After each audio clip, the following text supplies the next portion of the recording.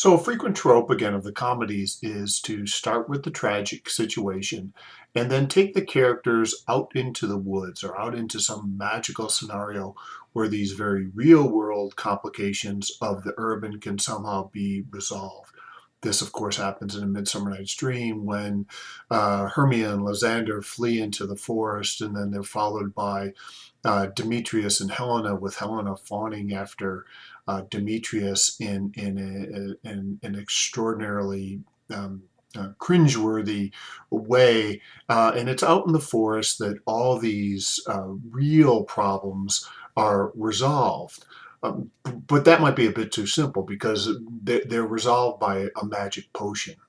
One of the things I think Shakespeare is doing here with Puck and the magic potion is a bit of parody or satire, and that he's making fun of the human capacity to, particularly when young, to love or switch partners for no particular reason, as our sort of desires shift and sort of move around, and that's played with here under the guise of the magic potion. But the scenes out in the woods can be fantastically painful. Let me point you to one.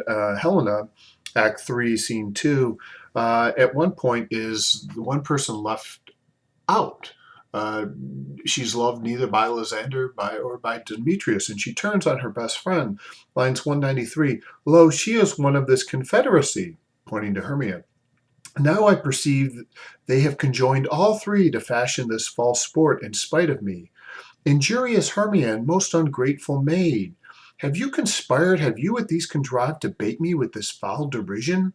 Is all the counsel that we two have shared, the sisters' vows, the hours that we have spent when we have chid the hasty-footed time for parting us, oh, is all forgot?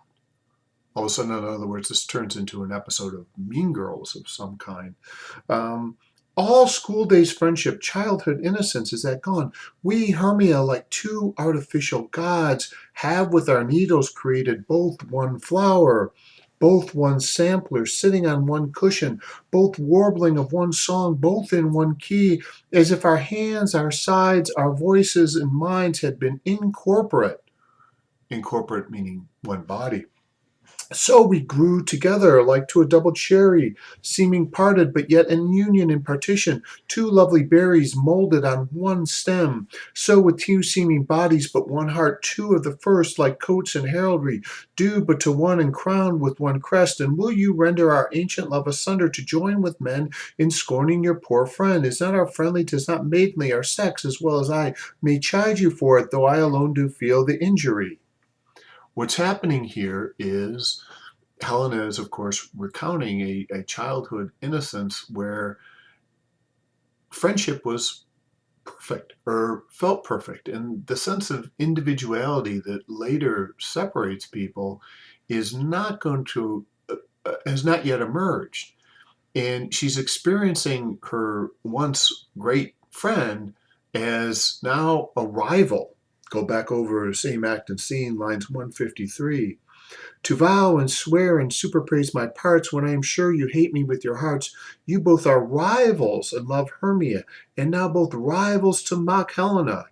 A trim exploit, a manly enterprise to conjure tears up in a poor maid's eyes with your derision.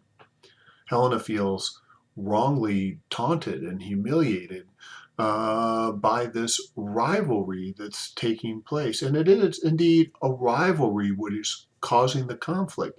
Again, I've touched upon this briefly before. We tend to think of violence emerging from difference, but very often violence, and by violence I mean hurtfulness of any kind, not just sort of physical violence. Violence emerges from similitude.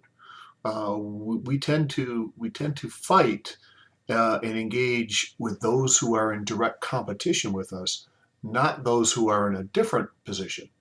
And again, all this is part of the sense in the play that Shakespeare is trying to evoke, that the great chain of being is somehow out of order.